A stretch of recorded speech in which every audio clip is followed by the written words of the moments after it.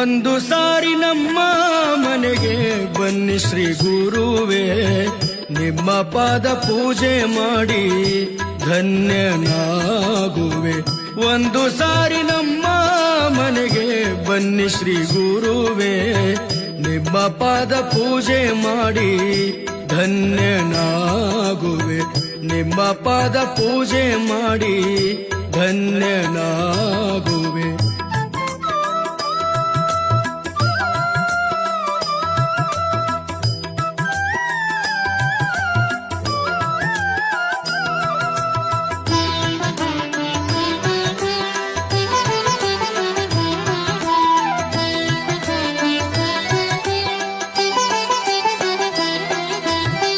ಪಾದವನ್ನು ತೊಳೆಯುವೆನ ಪಾಪವನ್ನು ಕಳೆಯ, ಭಸ್ಮಗಂಧ ಹಚ್ಚುವೇನ ಭಕ್ತಿ ಮಾರ್ಗ ತೋರೆಯ.